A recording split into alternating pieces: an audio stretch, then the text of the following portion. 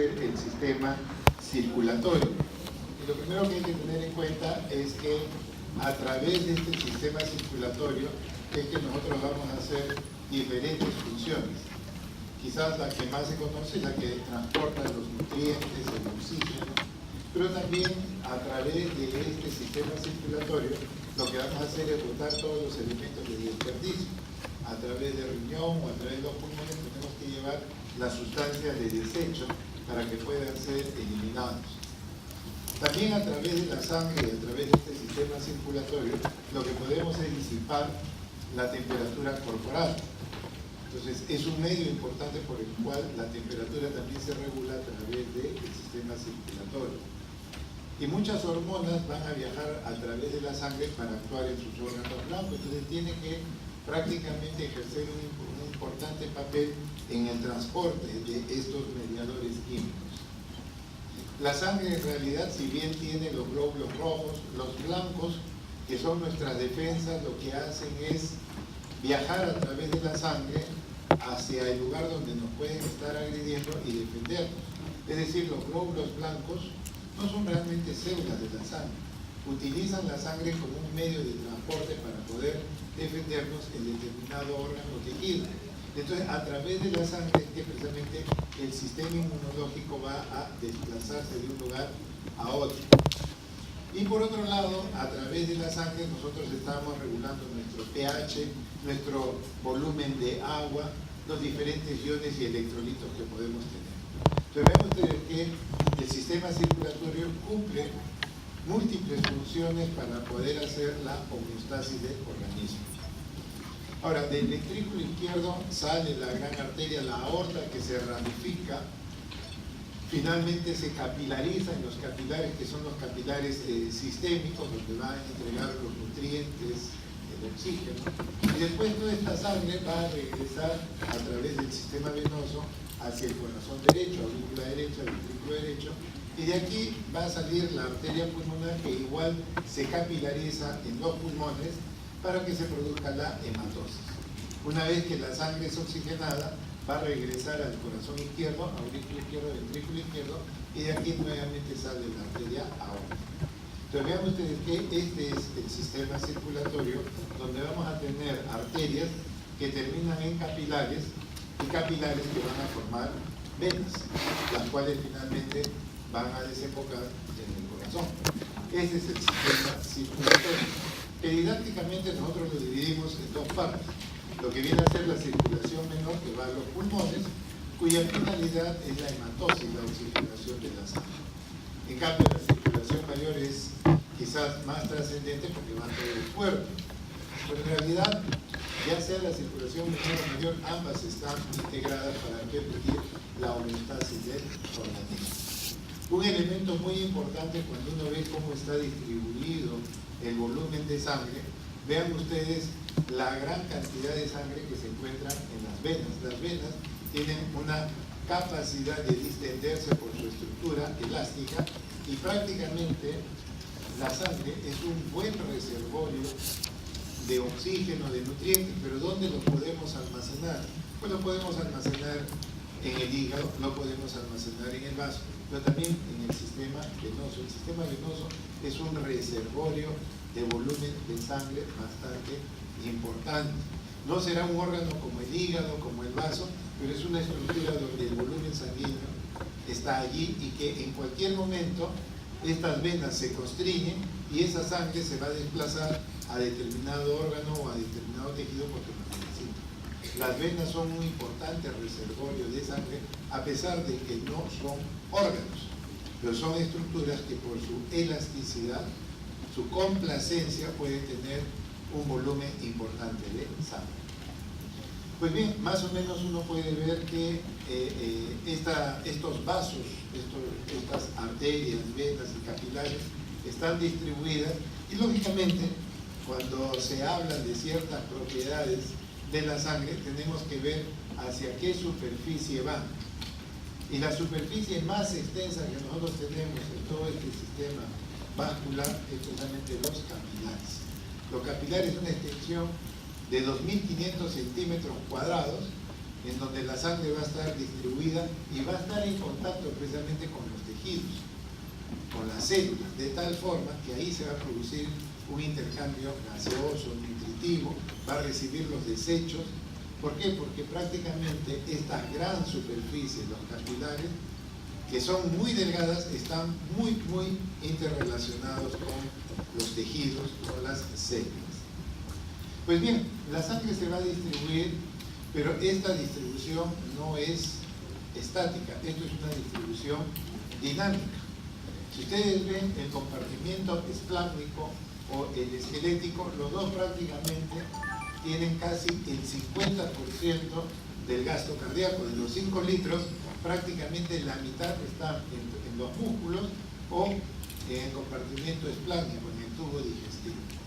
Esto tiene mucha importancia, sí, porque precisamente a través de estas estructuras es que en determinado momento, cuando la persona, por ejemplo, come y come en forma copiosa, yo necesito que la sangre esté en el compartimiento esplásmico.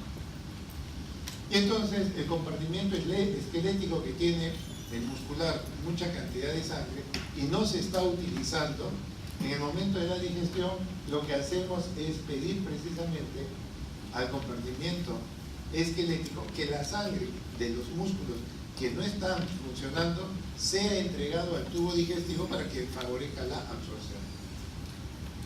Caso contrario, si la persona se pone a hacer ejercicio, yo lo que necesito la sangre es en los músculos, no en el tubo digestivo, porque el tubo digestivo tiene mucha sangre.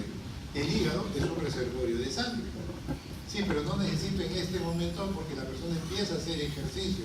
Yo necesito la sangre en los músculos. ¿Qué hace el compartimento esplásmico? Cede parte de su volumen hacia los músculos. Entonces, si bien hay una distribución que nosotros ponemos en forma didáctica, esto no es fijo. Se pueden redistribuir los flujos. El riñón o el cerebro, dependiendo de su metabolismo, pueden pedir más o menos sangre. Entonces, estos son valores referenciales, pero no son estáticos. Esto es dinámico. Y como ya les hablaba en las clases anteriores, cuando la sangre sale del ventrículo izquierdo, sale con una presión y con una fuerza. La presión es, en el lado izquierdo, es hasta 120 milímetros de mercurio, como promedio, esa es la presión sistólica. Bueno, esa sangre que sale con esa fuerza y a una velocidad que más o menos llega a 40 centímetros por segundo, pues si esa sangre, que tiene por finalidad entregar los nutrientes y el oxígeno a los tejidos, llega a los capilares con una velocidad pues de 40 centímetros por segundo, pues en fracciones de segundo ya se pasó el capilar. O si viene con una presión de 120, el capilar va a ser dañado porque no soporta tanta presión. Entonces, esta fuerza con la cual sale la sangre del ventrículo, una presión de 120 como máxima, tiene que llegar al capilar con una presión no mayor de 35 milímetros de mercurio. Presiones por encima de 35 se daña el capilar. Entonces, esta presión de 120 pues tendrá que llegar, por decir, a 20 milímetros de mercurio. Tiene que caer. ¿Y quién es el responsable de que la presión empiece a ir disminuyendo antes de llegar al capilar? ¿Quién era? Era la resistencia vascular periférica. ¿Y quién da la resistencia vascular periférica? Las arterias de mediano y de pequeño calibre. La aorta, que es una arteria grande, tiene cierta capa elástica, cierta elasticidad. Las grandes arterias tienen cierta elasticidad para que cuando la sangre avance, va a avanzar, no se olviden, por el centro. Por la periferia avanza menos. Entonces, cuando la sangre avanza por el centro, recuerden que la sangre sale del ventrículo a una aorta llena de sangre. La aorta no es un tubo hueco. Cuando se va a abrir la válvula, las sigmoideas aórticas o las pulmonares van a salir contra arterias que están llenas de sangre. Y entonces la sangre que sale de los ventrículos tiene que avanzar contra una resistencia. Y ya saben que van a avanzar más rápidamente por el centro, porque hay menos resistencia. Y entonces si la sangre va a entrar a una arteria que ya está llena de sangre, ¿qué debe pasar con las paredes de las arterias? Las arterias tienen que distenderse. Para recibir este nuevo volumen, las arterias tienen que distenderse y se va a producir una onda del pulso sistólico. Cuando uno toma el pulso, uno siente la onda del pulso. ¿Cuál es la onda del pulso? Es ese volumen que sale, que avanza por el centro y hace que las paredes que tienen cierta elasticidad, la aorta y la pulmonar, en su inicio, hace de que estas paredes se distiendan para recibir los 70 mililitros que lanza cada ventrículo. Entonces se genera la onda del pulso. Pues bien, esta sangre va a salir con una fuerza y con una presión. Conforme la arteria aorta o la pulmonar se ramifican, pierden su elasticidad y lo que predomina es el compartimiento muscular y el músculo le genera resistencia.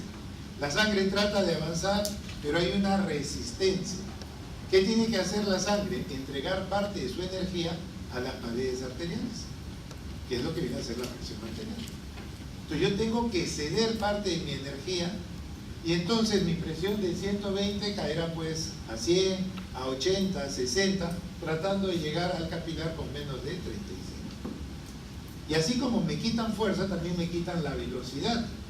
De 40 centímetros por segundo tengo que bajar a medio o a 1 milímetro, ni siquiera centímetro, 1 milímetro por segundo. ¿Cómo hago que esa velocidad descienda? Pues por la resistencia vascular periférica. ¿Quién lo ejerce? Las arterias de mediano y pequeño calibre. Entonces, eso es lo que va a suceder a nivel de los capilares, que vamos a tener una sangre con menos fuerza, con menos presión. Esa sangre finalmente va a avanzar o va a pasar ya al lado venoso, que maneja menos presiones. El lado venoso maneja presiones muy bajas, que finalmente hacen que la sangre